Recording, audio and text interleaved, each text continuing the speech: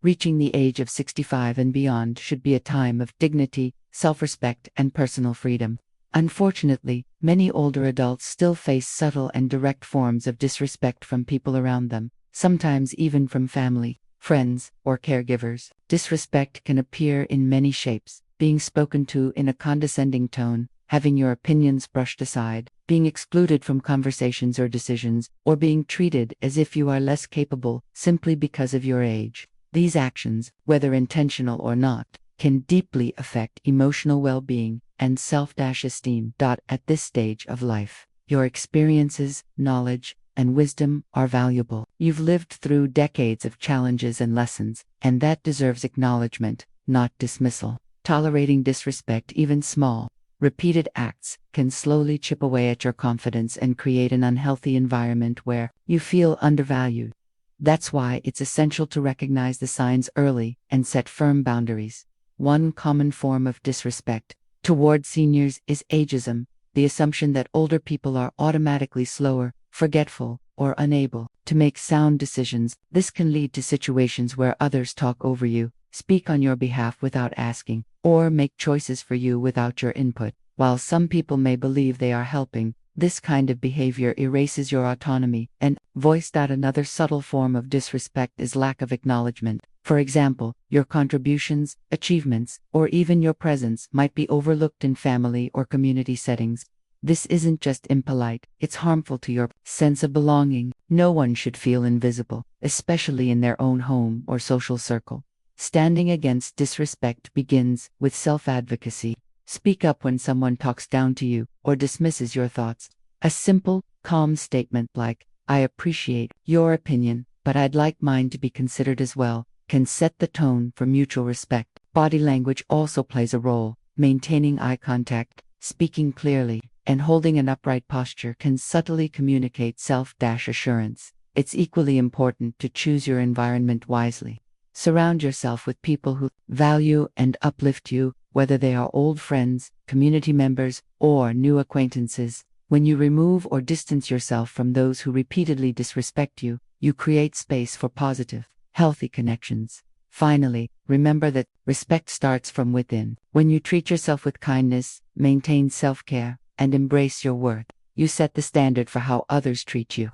You've earned the right to live in an atmosphere of dignity, love, and appreciation, and you have every right to walk away from anything less. In short, after 65, disrespect in any form should be a non-negotiable deal-breaker. Life is too short to tolerate being undervalued, and too precious not to stand proudly in your own worth. By the time you reach 65 and beyond, your circle of relationships should bring peace, joy, and mutual respect, not constant stress or emotional exhaustion. Unfortunately, some people remain tied to toxic relationships for years, either out of habit, guilt, or the belief that it's too late to change things. The truth is, no matter your age, you deserve relationships that nourish your spirit, not drain it. A toxic relationship is one where the balance of respect, kindness, and support is missing. Instead, it may be filled with criticism, manipulation, jealousy, constant negativity, or even subtle forms of control. These relationships can be romantic, familial, or platonic. For example, it might be an old friend who constantly belittles you, a family member who takes advantage of your generosity, or a partner who dismisses your needs and feelings. The danger of toxic relationships in your later years is that they not only damage your emotional well-being, but can also impact your physical health.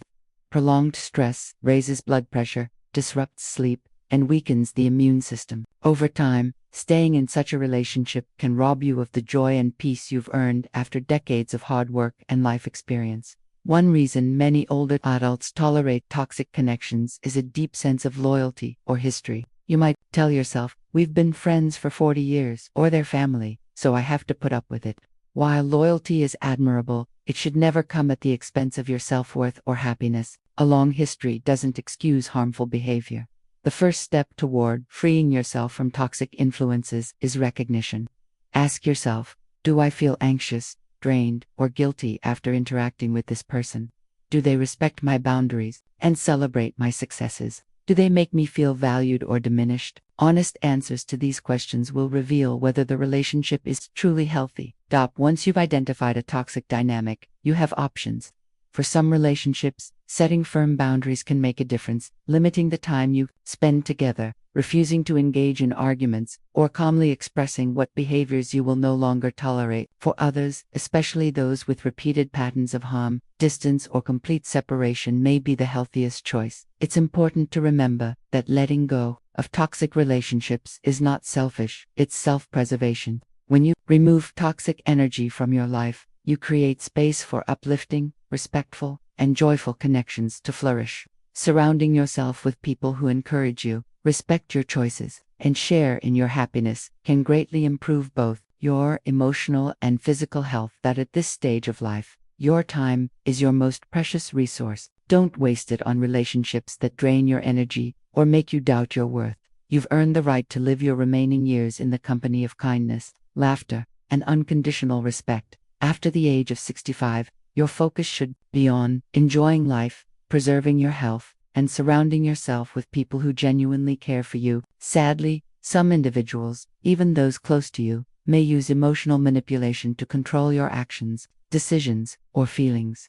This can be subtle and difficult to detect, but its effects on your well-being can be deeply harmful. Emotional manipulation occurs when someone uses your emotions against you to get their way. This might include guilt tripping, after everything I've done for you, gaslighting, making you doubt your own memory or judgment, playing the victim to gain sympathy, or giving you the silent treatment to punish you. While these tactics may seem small in isolation, repeated patterns create a toxic environment where you feel pressured, anxious, or powerless. One reason older adults are especially vulnerable is that manipulators often exploit empathy and trust. They may rely on your kindness, sense of responsibility, or desire to maintain harmony. For example, a manipulative family member might pressure you into financial help you can't afford, or a friend may insist you cancel your own plans to cater to their needs, making you feel guilty if you refuse. The danger is not only emotional exhaustion, but also a slow erosion of your independence and confidence. Over time, you might start making decisions not because they're right for you, but because you fear conflict, disapproval, or emotional punishment. This can limit your freedom and create a life shaped by someone else's desires instead of your own. Recognizing emotional manipulation is the first step to breaking free. Some common signs include: you frequently feel guilty or responsible for someone else's happiness. You doubt your own judgment because the person questions your memory or understanding. The relationship feels one-sided, with your needs consistently overlooked. You feel anxious before seeing or speaking to this person. Once you spot the pattern, the next step is to set clear boundaries. Calmly and firmly state what you will and will not tolerate. For example, I understand you're upset, but I won't continue this conversation if you use guilt to make your point. You don't have to over-explain your decisions. Your boundaries are valid simply because they protect your well-being. In some cases, reducing contact or cutting ties entirely may be the healthiest choice. It's also important to seek support from friends, community groups, or professionals who can validate your feelings and offer guidance. Sharing your experiences can make you feel less isolated and more empowered. Above all, remember this truth: you are not responsible for managing other people's emotions at the expense of your own peace. In your later years, your emotional space is precious, and it should be filled with love, respect, and authenticity, not manipulation. Choosing to remove such behavior from your life is not only wise, it's an act of self-respect. Between the ages of 65 and 80, your health, comfort, and emotional well-being should be top priorities, both for yourself and for those around you. Sadly, some people, whether family, friends, or caregivers, may overlook or dismiss your needs. This neglect can be subtle, such as ignoring your opinions, failing to consider your preferences, or assuming you can simply manage on your own. Without proper support, over time, such disregard can have a damaging impact on your physical health, mental wellness, and self-esteem. Neglect of your needs doesn't always look like active mistreatment. Sometimes it's simply a lack of attention or understanding. For example, your dietary restrictions might be ignored when meals are planned. Your medical appointments may be seen as inconveniences, or your wish for quiet time may be brushed aside in favor of someone else's agenda. These seemingly small oversights can send a message that your comfort and desires don't matter, which is simply unacceptable at any stage of life, and especially At ages 65 to 80, life should be about enjoying peace, pursuing meaningful activities, and appreciating the moments you've earned through years of hard work and experience. Unfortunately, being around people who are constantly negative can sap your energy, cloud your mood, and even impact your health. Constant negativity is more than the occasional bad day. It's a persistent pattern of complaining, criticizing, or focusing on the worst in every situation. Negative people can appear in many forms. Some may always have a complaint ready, no matter how good the news. Others criticize you, your choices, or your lifestyle, leaving you feeling defensive or drained. Then there are those who thrive on gossip, spreading bad news and stirring up conflict. Over time, exposure to this type of energy can make you anxious, irritable, or even pessimistic yourself. Research shows that negativity doesn't just affect emotions, it can have real physical consequences.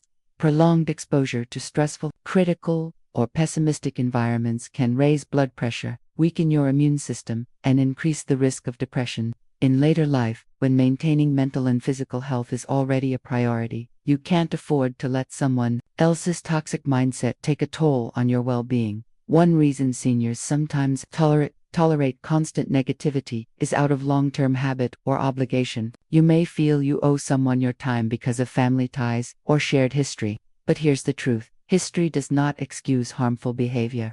You have the right to protect your peace, regardless of the relationship's length. Dealing with chronic negativity starts with recognition. Pay attention to how you feel after spending time with someone. Do you feel uplifted or exhausted? Do you leave the conversation with a smile or a sense of heaviness? If it's consistently the latter, it's time to take action. There are two main strategies for handling such people: limiting exposure or changing the dynamic. Limiting exposure may mean reducing the time you spend with them or choosing group settings where their negativity has less personal impact. Changing the dynamic involves setting boundaries, politely steering conversations away from gossip or complaints, and refusing to participate in negative talk. You might say, "Let's focus on the positive side of this," or "I'd rather talk about something uplifting." It's also essential to balance your environment with positivity. Surround yourself with people who appreciate life, share laughter, and encourage your goals. Engage in activities that inspire optimism, whether it's joining a hobby group, volunteering, or simply spending more time in nature. Positive energy is just as contagious as negativity, and it can transform your outlook. At this stage in life, every day is precious. Constant negativity drains the joy from those days, leaving little room for gratitude and happiness. By actively choosing to limit your exposure to negative influences, you reclaim control over your emotional landscape and create space for the peace and contentment you truly deserve. But between the ages of 65 and 80, your time becomes one of your most valuable resources. You've spent decades working, raising families, fulfilling responsibilities, and meeting deadlines. Now, your schedule should reflect your priorities, your health, your happiness, and the activities you enjoy. Unfortunately, some people may still place unfair demands on your time, assuming you are available simply because you're retired or not working full-time. These demands can come in many forms. Family members may expect you to provide constant childcare without considering your own plans. Friends or neighbors might call on you to run errands, attend events, or handle tasks they could easily do themselves. In some cases, people may pressure you into commitments you never agreed to, using guilt or obligation to get your cooperation. While helping others can be rewarding, it becomes harmful when it consistently disrupts your own needs and peace of mind. One reason many seniors tolerate these demands is a lifelong habit of putting others first. You might feel it's selfish to say no or fear that declining will damage relationships. But the truth is, saying yes to everything often means saying no to your own health, rest, and joy. Over time, this imbalance can lead to exhaustion, resentment, and a loss of personal freedom, the very things you should be enjoying in your later years. The first step to regaining control is recognizing your boundaries. Ask yourself, how much time do I truly want to dedicate to others each week? What activities or routines are non-negotiable for my well-being? By defining your own priorities, it becomes easier to see when someone's request crosses the line into unfair territory. The second step is communicating those boundaries clearly. You don't owe anyone long explanations. A polite but firm response is enough. For example, I'm not available on Tuesdays, that's my rest day. Or, I appreciate you asking, but I can't take that on right now. The key is consistency. If you allow exceptions too often, people may continue to push your limits. Another effective approach is offering alternatives. When you genuinely want to help but can't meet the request as given. For example, I can't watch the kids all day, but I'm happy to take them to the park for an hour. Or I can't do the whole errand list, but I'll pick up a few items when I shop. This way, you maintain generosity without sacrificing your own needs. Ultimately, protecting your time is about protecting your quality of life. In these years, your schedule should be filled with activities that nourish you, whether it's traveling, pursuing hobbies, socializing with uplifting friends, or simply enjoying peaceful moments at home. Every hour is precious, and you have the right to decide how to spend it. By refusing to tolerate unfair demands on your time, you ensure that your later years are not dictated by others' expectations, but guided by your own joy, health, and purpose. Between the ages of 65 and 80, financial security is more important than ever. You've worked for decades to save, invest, and build the resources that will carry you comfortably through your later years. Sadly, this stage of life is also when financial exploitation becomes a serious risk, often from people you least expect. But financial exploitation happens when someone pressures, manipulates, or deceives you into giving away money, property, or assets for their own benefit. This can take many forms: a family member borrowing money without repayment, a friend constantly expecting you to pay for outings, or a scammer convincing you to share personal financial information. Sometimes it's obvious, like direct theft, but often it's subtle, disguised as a favor, a one-time help, or a too-good-to-be-true opportunity. Older adults are particularly vulnerable because manipulators often use trust, loyalty, or emotional bonds to get what they want. They might guilt you into helping by saying, "If you loved me, you'd do this," or create urgency with phrases like, "I need it right now or I'll lose everything." In more calculated situations, fraudsters target seniors with fake investment opportunities, lottery scams, or fraudulent charity requests. The damage isn't just financial, it's emotional. Being taken advantage of can lead to feelings of betrayal, shame, and even isolation. Many victims hesitate to speak up because they fear damaging relationships or being judged for falling for it. But silence only enables the behavior to continue. The first step in preventing financial exploitation is awareness. Keep a close eye on your accounts, track your spending, and be wary of anyone who suddenly becomes overly interested in your finances. If someone asks for money, ask yourself, have they respected my boundaries before? Do they have a clear, reasonable plan for repayment? Is this request fair to me and my own financial needs? The second step is setting firm financial boundaries. This means clearly stating, "I don't lend money," or "I keep my finances private." You are under no obligation to explain or justify your decision. If someone reacts negatively, that's a sign their interest in you may be more about your resources than your relationship. It's also wise to protect yourself legally and practically. Use strong passwords for online accounts. Avoid sharing financial details over the phone unless you initiated the call. And consider working with a trusted financial advisor. Involving a professional can help ensure your money is managed securely and that no suspicious activity goes unnoticed. Finally, remember, your financial stability is not just about money, it's about independence, dignity, and peace of mind. You earned it, and you have every right to safeguard it. Helping others is admirable, but not when it puts your own future at risk. By refusing to tolerate financial exploitation, you protect the life you've built and ensure your later years are lived on your terms. From ages 65 to 80, boundaries are more than personal preferences. They are essential safeguards for your emotional, physical, and mental well-being. Boundaries define what you are comfortable with, what you are willing to tolerate, and how you expect others to treat you. Unfortunately, some people may ignore or push past these boundaries, believing they know better or assuming your limits don't matter. This disregard for your boundaries can leave you feeling powerless, disrespected, and emotionally drained. Boundaries can be physical, your personal space, touch, or privacy. Emotional, how people speak to you, what topics are acceptable, how much emotional labor you give, or practical, how you spend your time, how you manage your resources, and who makes decisions about your life. When these boundaries are ignored, for example, when someone repeatedly drops by una.